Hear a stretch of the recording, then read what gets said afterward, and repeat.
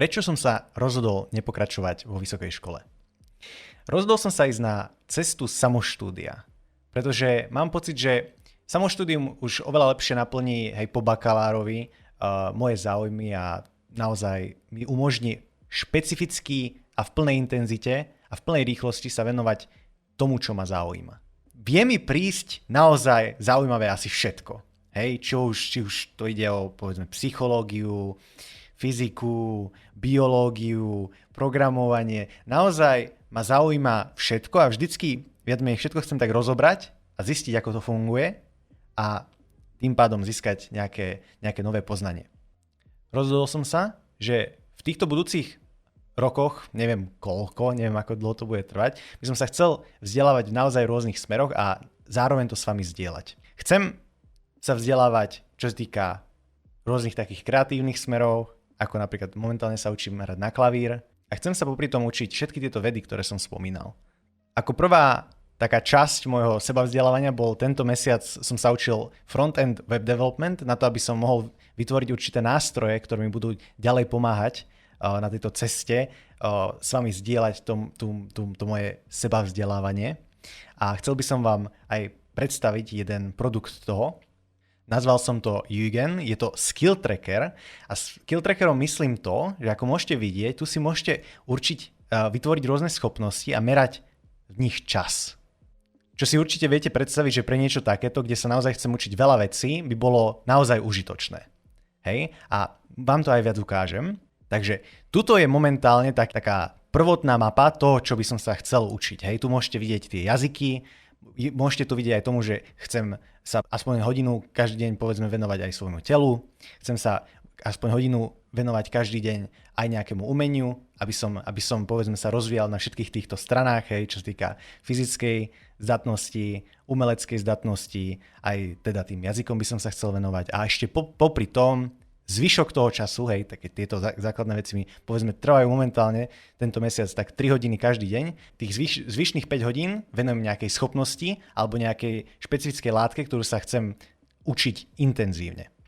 Tuto môžete vidieť, a ako hovorím, zatiaľ je to len taká veľmi prvotná mapa. Je tu približne, čo by som sa chcel učiť, že kam ešte dovidím, a čo sa samozrejme bude ďalej rozvíjať. Momentálne, ako hovorím, sa učím front-end web development. Tuto vidíte, že tento mesiac som strávil tým okolo 160 hodín, no reálne 168. Potom by som sa chcel venovať fyzike, psychológii, chémii, biológii a uvidím, čo sa na tieto veci začnem pozerať, jak sa to bude pekne rozvíjať, aké veci ma budú zaujímať, aké veci ma nebudú zaujímať, čomu budem chcieť venovať viac času, čomu nebudem chcieť viac času teda venovať. Popri tom, ako sa budem učiť tieto veci, vždycky plánujem aj spísať taký recept, ktorý bude opisovať ten postup, ktorý som použil a používam na to, aby som sa niečo učil. Momentálne napríklad, jak sa učím japončinu alebo jak sa učím ten web development, tak už teraz mám spísané také dokumenty, povedzme, kde opisujem, že aké postupy napríklad pri tej japončine používam na to, aby som sa zlepšoval a čo naozaj všetko robím. Nebudú to dokumenty, kde ja učím, ale skôr to budú dokumenty, že aké kroky a aké zdroje ja využívam na to, aby som sa vedel učiť. To je rozdiel. Ja to neplánujem učiť, ja len plánujem vám ukázať spôsob, ako sa to môžete učiť podobným spôsobom ako ja. Myslím si, že toto je veľmi hodnotné, pretože často, keď sa niečo človek učí, aspoň keď ja sa učím, tak 30% toho času strávim len zisťovaním toho, ako sa to učiť správne. A tento čas by som vám chcel ušetriť, aby ste sa rovno mohli vrhnúť do toho podstatného. Toto je teda to, čomu sa chcem momentálne v blízkej budúcnosti venovať a dôvod, prečo som odišiel z vysokej školy. Nemyslím si, že vysoká škola je niečo zlé. Ja mám vysokú školu, len som sa rozhodol, že nepotrebujem vyšší titul, nevidím v tom hodnotu. A viem, že moje sebavzdelávacie schopnosti sú naozaj dobré a mám sebavedomie v to, že sa budem vedieť v pohode naučiť tie veci, ktoré chcem. Samozrejme, možno narazím na nejaké veci, ktoré budú problematické a to budem riešiť vtedy, keď na to narazím. Určite považujem vysokú školu za najlepšiu formu školstva, akú máme k dispozícii. Napríklad pokiaľ ľúbiš vzdelávanie a máš pocit, že ťa stredná škola alebo základná škola sklamala, tak nestráca nádej, pretože vysoká škola je niečo úplne iné a je tam oveľa viac voľnosti a máš priestor sa učiť akýmkoľvek spôsobom tebe vyhovuje. Máš naozaj k dispozícii strašne veľa inteligentných a vzdelaných ľudí, ktorými sa môžeš rozprávať a pýtať ich otázky a tak sa ďalej vzdelávať. Je to naozaj najlepšia forma z vzdelávania, ktorou som sa takto všimol, čo sa týka školstva. Hej. Takže určite toto video nemá byť o tom, že vysoká škola je zlá. Len som chcel predstaviť, čo vlastne robím ja.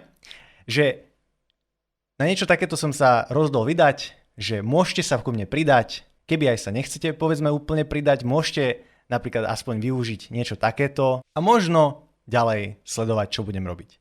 A ešte by som vám chcel ukázať, že čo som sa teda naučil za tých 168 hodín tohto mesiaca, jak som sa prvýkrát naučil web development, že aké je povedzme nejaké ovocie, ktoré som z toho dostal.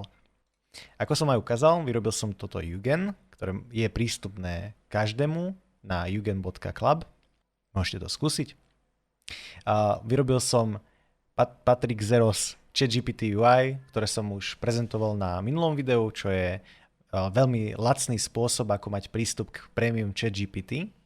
A snažím sa urobiť aj taký unikátny stream, kde streamujem Study with me, takže bol by som veľmi rád, keby napríklad, keď sa ťažko dokopávate a veľa prokrastinujete, ale chceli by ste sa učiť, alebo máte nejaké povinnosti, či už prácu alebo školu, tak príďte na môj stream. Naozaj to pomáha. Je dobré, keď máte niekoho, s kým sa môžete učiť a uvidíte, že je to oveľa ľahšie. Už tam máme docela dobrú komunitu a učíme sa spolu každý pracovný deň. Ja som tam 8 hodín, takže viac menej ma tam zastihnete skoro vždy. No a teda k tomu streamu. Urobil som takýto fakt pekný vizuál 3D objektov, ktoré lietajú takto okolo mňa. Pozrite.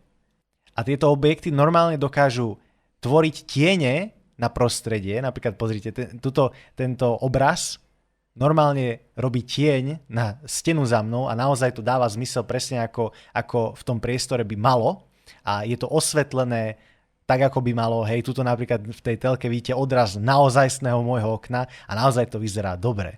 Takže napríklad tomuto som sa ešte venoval počas tohto mesiaca web developmentu a naozaj sa to snažím učiť poriadne a správne a už teraz mám pocit, že som sa naučil fakt veľa. Raz za čas na streame tiež zdieľam, že ako niečo robím a proste je to také veľmi pohodlné sa takto spolu učiť. Myslím si, že by sa vám to páčilo, tak dovolte mi, aby som vás ešte raz znova pozval na ten stream alebo aspoň ďalej pozerali moje YouTube videá v budúcnosti.